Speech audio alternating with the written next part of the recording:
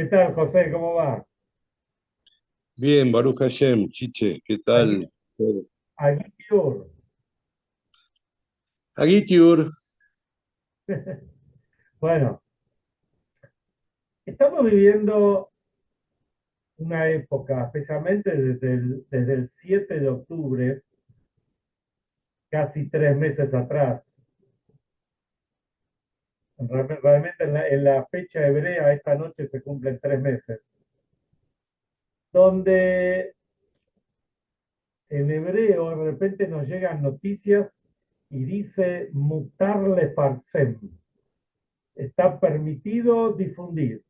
Y cuando vemos mutar de Farsem, ya sabemos a qué se trata. Que pasó esto, pasó lo otro soldado que cayó. Y el hecho de que cayó otro soldado, no es simplemente cayó un soldado, y esto repercute, afecta a la familia y afecta al pelotón en el cual estaba el soldado, y afecta al ejército, y afecta a cualquier Yehudí se encuentre donde se encuentre. Nosotros estamos lejos, Baruch Hashem, no sé si Baruch Hashem, una forma de decir, no los conocemos a esos soldados, y sin embargo nos afecta como si fuéramos, como si fuera un hermano, un hijo, un pariente.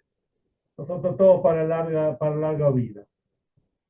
Y uno tiene que sobreponerse a eso. O sea, el golpe es difícil, es duro, es el momento, digamos. Después, bueno, uno sigue haciendo sus cosas y vamos, lo llevamos. Pero el momento es duro para todos. Y no importa que ya estamos en el día 90, 88, 89, no sé qué de la guerra. Es lo mismo, es la misma historia. Ojalá que se termine ya, pero si sigue estando más, un mes más, 2 meses más, y lo ley no llega a haber alguna noticia no buena, no va a seguir afectando. Pero no porque uno se busca, uno se hace el bocho. Porque realmente, ahora vamos a ver enseguida, vamos a hablar sobre esto, ¿no es cierto? ¿Cómo, por qué pasan las cosas y qué podemos hacer y qué debemos hacer? Y uno se pregunta, ¿qué va a pasar? ¿No es cierto? ¿Qué va a pasar el día después? Pero ¿cómo llegamos hasta el día después? Y la realidad que es todo ese tipo de preguntas no ayuda, no sirve. No ganamos nada. Si estamos en una reunión, imagínense, si nosotros estamos a miles de kilómetros y de repente estamos en una reunión de amigos o de familiares o lo que sea, y empezamos a criticar o a decir, Netanyahu esto, el ministro de Defensa el otro, no, la culpa la tiene el otro, tenían que haber hecho esto, tenían que haber hecho lo otro. Imagínense en Israel lo que son las rondas de cómo hablan. Habría que, y la verdad, una vez, después de la guerra de Yom Kippur, vino el rabino Israel Meir Lau, Shlita, vino a lo del Rebbe, que fue el gran rabino de Israel, y le contó al Rebe que la gente estaba pensando esto, lo mismo que pensamos ahora, que va a ser. El Rebe le dijo, esas no son preguntas para hacer. La pregunta que uno tiene que hacer, que cada yudí tiene que hacer es, ¿qué puedo hacer yo? No qué va a hacer el otro. Por más que nosotros discutamos que hay que hacer así, que hay que hacer de esta forma, de la otra forma, no vamos a ganar nada porque no estamos en la mesa chica de tomar las decisiones sobre la guerra. Y entiendo que humildemente quiero decir que seguramente ninguno de nosotros, o los que va a escuchar este shiur, somos especializados en una guerra en general y en este tipo de guerra tan particular. Entonces lo que uno sí puede preguntarse, no puede, sino que debe preguntarse es, ¿qué puedo hacer yo? Y cuando uno se pregunta, ¿qué puedo hacer yo? Ahí cambia toda la historia. La historia es otra. Y vamos a mirar la parshá de la semana. Cuando un Yehudí quiere saber qué es lo que tiene que hacer o qué es lo que puede hacer, tiene que mirar la parashá de la semana.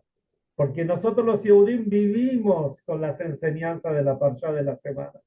Que esta semana empecemos a leer el libro de Shemot, el segundo libro de la Torá, el libro del Éxodo, el libro del Galut, del exilio en Egipto, y el libro de la liberación de Egipto, y todo lo que viene después, pero empezamos esta semana, es porque esta es la semana que tenemos que vivir con ella. Y cuando miramos el principio de la Parshá, lo primero que vemos es un decreto del faraón. Eh, y vemos algo, y enseguida al toque, vemos algo sorprendente. Nace un chico judío, cuando había un decreto de eliminar, de matar a todos los varones judíos. Lo meten en una canastita. Esa canastita, está la pregunta del millón. ¿La canastita se llamaba Moisés y por eso le pusieron Moisés? ¿O porque a él le pusieron Moisés, la canastita se llama Moisés? Bueno, es una pregunta muy profunda que la vamos a dejar para otro shiur. Pero lo ponen en una canastita. ¿Y quién lo recibe? La hija del faraón. La hija del faraón lo ve y la hija del faraón le cae simpático y dice, yo lo voy a criar a este chico. Y sabe que es un chico de los judíos, porque el nene no quiso mamar de ninguna mujer, de ninguna nodriza, y Miriam, que estaba ahí, que era la hermana mayor, estaba ahí dando vueltas, mirando a ver qué pasaba, ella le ofreció traer a la madre a Yochebed para que Yochebed te dé mamar. O sea, sabía perfectamente que era de los chicos judíos. Pero 3 años estuvo criando en la casa de Batia. Batia era la hija del faraón. Y en los Midrashim traen que el faraón mismo iba a jugar con Moshe, que era muy simpático. Hay muchas historias sobre eso. Y después de los 3 años, se fue a vivir, 15 años vivió en la casa del faraón, mejor dicho, en el palacio del faraón. Y iba no solamente tuvo la educación del faraón, digamos, y estaba con todos los ornamentos vestido como un príncipe real. Y de repente, después de los 18 años, dice, y esto lo trae el Yalkut Shimoni, que es uno de los Midrashim, que digamos, se crió ahí. Y después dice, Vaigdal Moshe, perdón, que Moshe creció. ¿Qué quiere decir que Moshe creció? Dice que Moshe se hizo Bardat. Bardat quiere decir, se le amplió la mente. Salió al pueblo y fue a ver qué pasaba. Y dice, Bayar Besiblotab, vio como los Yehudim estaban sufriendo. Pero no fue ahí como un outsider, como alguien de afuera. ¿No es cierto? A ver qué pasa, mira estos judíos, bueno, ahí están mis hermanos, pobres, bueno, yo nací también de ellos, pero tuve la suerte de estar. No, no, no. Él se metió ahí, él fue a ver lo que pasaba. Por eso dice, Vayetze el Ejab, él salió a sus hermanos, y explican los sabios, Vayetze quiere decir salió de sí mismo, salió de donde él estaba, salía de su zona de confort para ver qué pasa o sea, del palacio, para ver qué pasa con los Yehudim. Y él sintió, él no solamente percibió, sintió lo que hablábamos antes, cuando un Yehudí está en una situación difícil, otro Yehudí lo siente como si fuera su pariente más cercano, y esto es lo que sintió Moshe, y fue a ver qué es lo que pasa con ellos. Había un gran rabino en Israel, que creo que estuvo todavía en la época del mandato inglés, y era un rabino llamado Ariel Levin, de Cronol y Berajá. Este rabino iba a las cárceles para visitar a los presos judíos que había. Estaba muy metido con el pueblo, era una persona muy, muy, muy importante y que se preocupaba por el pueblo. Entonces, un día él estaba en la yeshiva en Jerusalén, Etz Haim. Entonces, él estaba en la yeshiva, un día sale al recreo y se pone a mirar a los chicos. Y había un moré que estaba con él. Entonces, el Rab Levin le pregunta al moré, vos que, a ver, mira a los chicos, observalos, a ver qué están mirando, qué ves. Entonces el moré le dijo, bueno, yo estoy viendo, mira, hay un chico que se le cayó la kipá y siguió corriendo, otro que está corriendo a otro, otro que se le salieron, que no tiene tzitzit, qué sé yo, esas cositas vio. Pero al Morel le llamó la atención y le pregunta al Rab Levin, ¿y usted qué está viendo? Y el Rab le dice, yo estoy viendo que ahí hay un chico que está muy flaquito y veo que tiene los ojos así medios tristes. Voy a ir a hablar con los padres a ver qué le pasa. Por ahí hay alguna situación difícil en la casa y por eso el chico por ahí no tiene para comer, o está triste, o llora, o vaya a saber qué pasa. Bueno, acá tenemos a José que debe escuchar mucho de estos temas, pero los educadores, esto entre comillas, entre paréntesis, los educadores tienen que mirar, no tienen que entrar a la clase y mirar solamente, o dar la clase, ver a ver quién sabe, poner la nota e irse. El educador tiene que involucrarse con el niño. Entonces, cuando uno se involucra, puede ver si un chico no está estudiando bien. ¿Por qué no estudia bien? ¿Por ahí le está pasando algo? ¿Por ahí hay un problema en la casa? Si está flaquito, si está sucio, si uno se da cuenta, si no se cambia la ropa. Ni que hablar cuando hablamos con chicos que van al jardín de infantes. Y esto es fundamental. Esto es lo que hizo Moshe. Moshe fue a ver qué pasaba con los Yehudim. Y ahí dice, Bayar Besiblotav. Siblotav viene de la palabra Sebel. Sebel quiere decir del sufrimiento que ellos tenían. Pero Sebel también viene de carga. Él fue a ver cuál es la carga que ellos tienen, qué es lo que está pasando con ellos.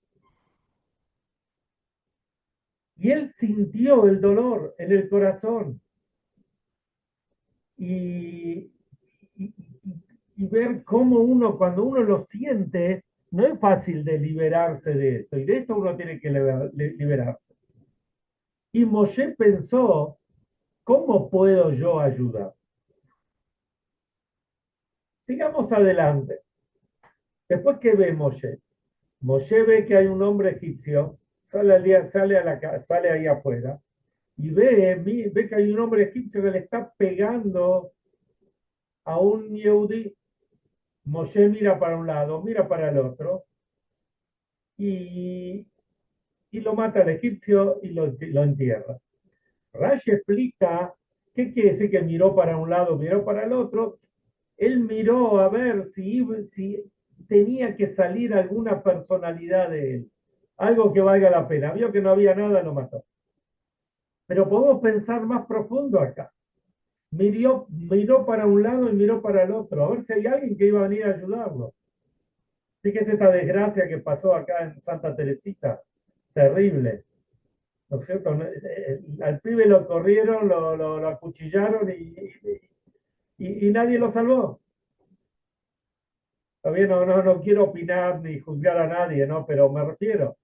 Esto es lo que vio Moshe. ¿Hay alguien que se está ocupando de este muchacho, de este hombre que el capataz egipcio lo está castigando? Y no había. Entonces fue él, él se involucró, se metió en el tema. Entonces Moshe se puso, y al día siguiente salió de vuelta y vio que había Shnei Anashim Nitzim. Había dos personas que estaban discutiendo. Entonces Moshe Así dice la Torá, esto es la traducción de la Torá. Moshe le dice al malvado, le dice, ¿por qué estás pegándole o por qué le vas a pegar al otro? Vio que uno levantó la mano. Entonces le contestó, ¿qué? ¿Me vas a matar como mataste al egipcio ayer? Y los tipos estos fueron, que eran dos tipos bravos, Datán y Abiram, que a lo largo de la historia al final terminaron muriendo en la rebelión de Korah. A lo largo de la historia hicieron muchas macanas. Pero no vamos a entrar ahora, no es el momento de hablar de Datán y Abiram. Pero ¿qué es lo que pasó acá? Acá pasó que ellos fueron y lo delataron. Entonces Moshe, después de ver esto, dice, ajeno dadabar. Ahora entiendo lo que está pasando. Porque Moshe pensó, ¿qué puedo hacer para cambiar la situación? Y para saber cómo cambiar la situación, tengo que saber cuál es la causa que lleva a esto. Algo está pasando. Y acá Moshe se dio cuenta que había, y dijo, ajeno dadabar. Ahora ya sé lo que está pasando. Y viene el Midrash explica qué es lo que estaba pasando. Había la Yonara. La Yonara es que uno hablaba mal de otro. De hecho, lo delataron ante el faraón. Y el faraón quiso matarlo, como cuenta Rashi lo trae, creo que la Gemara trae, que el cuello lo quiso degollar a Moshe y el cuello se le hizo como una capa de mármol y entonces no lo pudo degollar y Moshe se escapó. Entonces, el Lashon Hara, el Lashon Hara es algo terrible. Y acá estamos, entonces, aquí hay dos problemas. Por un lado, estaba el sufrimiento, la esclavitud que había en la parte física, que ellos tuvieron que trabajar, trabajaban en la construcción. Parece que la UOCRA no estaba en ese momento, entonces no había derechos para ellos. Entonces, tenían que trabajar y trabajar de sol a sol y después tuvieron que ir a preparar la ir a buscar también los elementos, los materiales que el faraón dejó de dárselos, como va contando la Parshá. Pero acá, en adición a la esclavitud física, estaba la esclavitud espiritual. Como dice el Pasuk, y lo decimos en la Gadá de Pesach, dice, Vayareu otanu a Mitzrim, que nos hicieron mal a nosotros los egipcios. ¿Pero qué quiere decir? En realidad, vida de delatores, y los delatores eran los que hablaban la Yonará, hablaban mal. Entonces, Moshe se dio cuenta que ese era el motivo de la esclavitud, que se hablaba mal, se delataba. Y acá hay una explicación maravillosa que vamos a ver del rey. Porque hay otro lugar que dice que el motivo que ellos estaban, digamos, el error que ellos cometían, lo malo era que hacían abodázara. Abodázara quiere decir idolatría. No solamente eso, sino que hay midrashim que traen que incluso cuando estaban ya por cruzar el mar, el Yamsuf, el mar de los juntos, el mar rojo, también había algunos que estaban haciendo idolatría, el pez, el mijá, distintas idolatrías. Entonces, al final de cuentas, ¿cuál fue el pecado? ¿Idolatría o la Yonará? ¿Y cuál es peor? ¿Idolatría o la Yonará? El profeta Ezequiel, dice que con Yetziat Mitzrayim, la salida de Egipto, fue el nacimiento del pueblo de Israel. El pueblo de Israel como nación. Pero la realidad es que ya previamente ellos ya eran una nación. Pero a ver, no es que lo que pasó antes fue poca cosa. Nosotros venimos estudiando y viviendo en el Bereshit lo que hizo Abraham y Sara, Isaac y Rivka, Jacob y Lea y Rachel y Yosef y los hermanos, que difundían el judaísmo, mejor dicho, difundían el monoteísmo, le hacían conocer a la gente el monoteísmo, ya se estaban formando primero como una familia, después como un pueblo. Ellos llegaron a Egipto y eran 70 almas, ya eran una tribu o un pueblo. Entonces, ¿por qué decimos que el pueblo de Israel nace con la salida de Egipto y no decimos que ya venía de antes que había nacido? Viene el Rebbe y nos dice, nos trae algo maravilloso.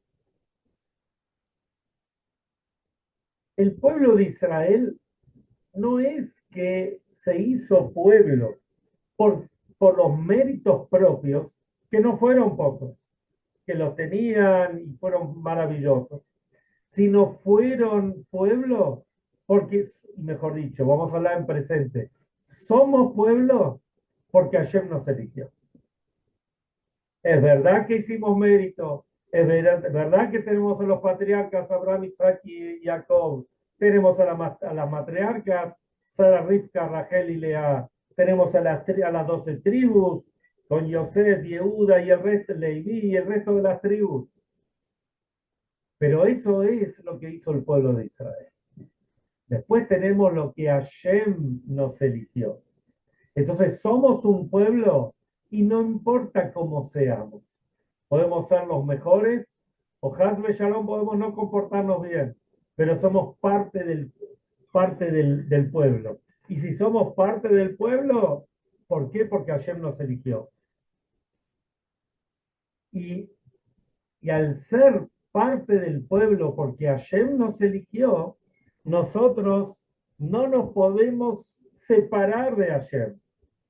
Ustedes saben, no sé, es una historia conocida esta, pero hay una página que ya está hace como 20 años que está, no sé, de las primeras de Chabad, que hicieron un chat que se llama Ask Moses. No sé si he escuchado hablar de él.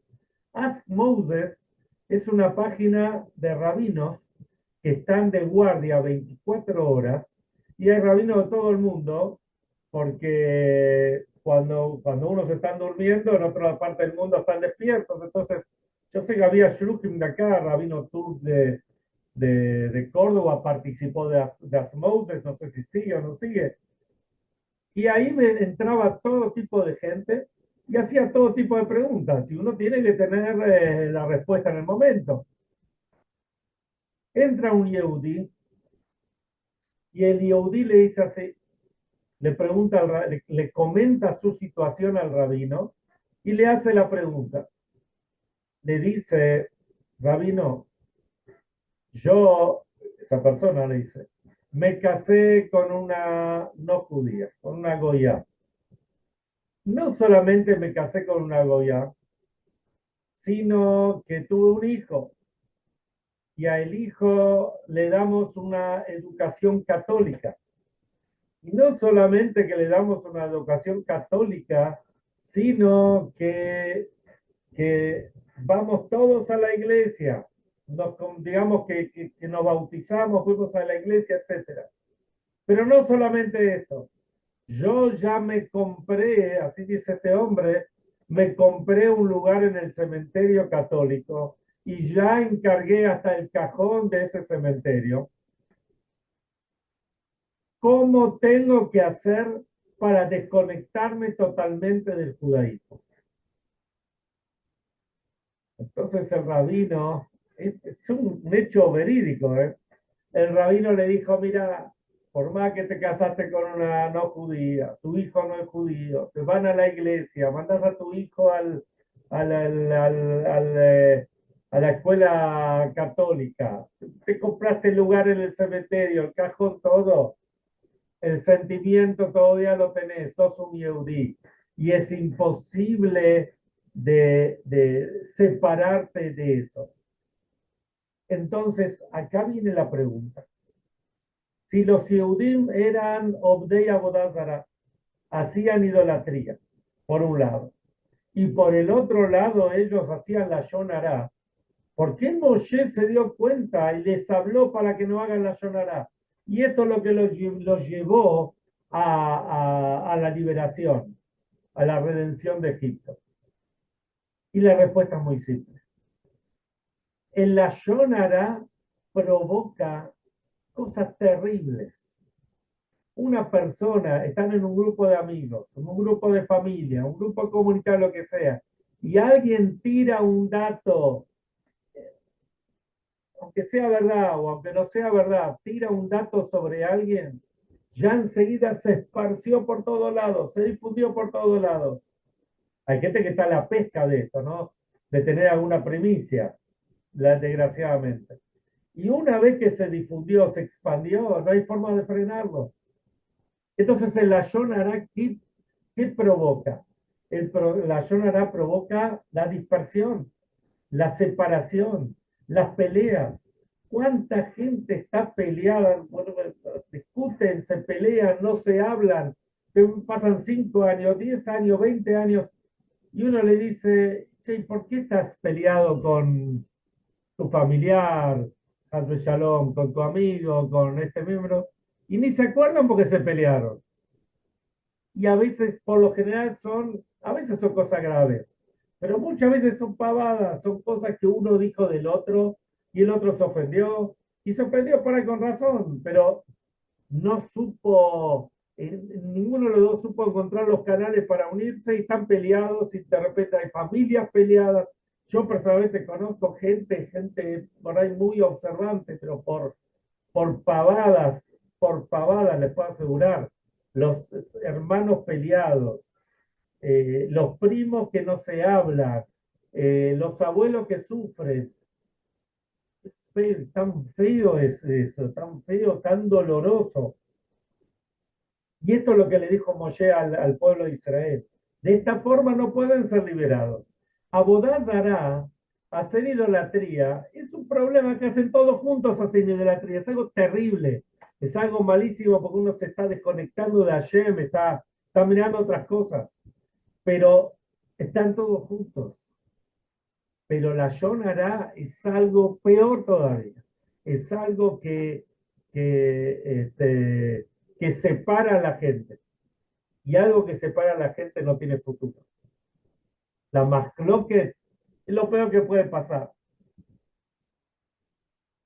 Hay un dicho que decimos siempre en Shavuot, cuando decimos por qué los Yehudim recibieron la Torá, decimos Israel Areivim Zelaze, los Yehudim son garantes unos con los otros. Dice el rey anterior, Arevim, viene la palabra Irbub, de mezclarse. Los Yehudim estamos mezclados unos con los otros, somos todos una sola cosa. Y esto es lo que es la Yonará. La Yonará es Irbub, perdón, Pirut, es separación. Por eso peor que Abodá Zará. Moshe Rabbeinu le explicó esto a sus a los Yehudim, a los Yehudim en ese momento, y eso es lo que trajo la Hdut, la unión, y eso es lo que trajo la liberación. Y hoy en día, que de repente también empiezan a salir esas voces tontas de que está bien, que está mal, que el gobierno, que la derecha, que la izquierda, tenemos que mirar otra cosa. En Tzahal, en el ejército israelí, tenemos muchachos que van con un stolz, se dice en Yiddish, con una presencia a defender no solamente a los Yehudim que están ahí, nos están defendiendo a todos nosotros, están poniendo el cuerpo, están poniendo la vida, están poniendo todo. Y ahí tenemos todo tipo de muchachos, ¿eh? No son todos religiosos, no son todos, digamos, liberales, no son todos de derecha, no son de izquierda, no son de centro, hay de todo. Ashkenazim, Sefaradim, Marrocaim, de todo. Yemenitas, etíopes, hay de todo. Pero cuando están ahí, son un solo bloque. Y esto es lo que tenemos que aprender. Y si queremos hacer algo por ellos, lo primero que tenemos que hacer es estar todos unidos. Que haya discernir, está muy bueno discernir, ¿por qué no? Para eso tenemos cabeza y pensamos. Pero eso no quiere decir que tenemos que pelearnos o que tenemos que pelearnos a veces hasta llegar al insulto, o llegar a las manos, Hasbe Shalom, o cosas peores. La unión, así como en esa época, la unión hizo que los Yehudim, entre otras cosas, lleguen a la libertad y salgan de Egipto. Bezrat Hashem también va a ser así ahora con nosotros. Vamos a recibir con todos los honores a nuestros soldados, a los rehenes, a los que están heridos, a los que sufrieron, y con la venida del Mashiach inmediatamente.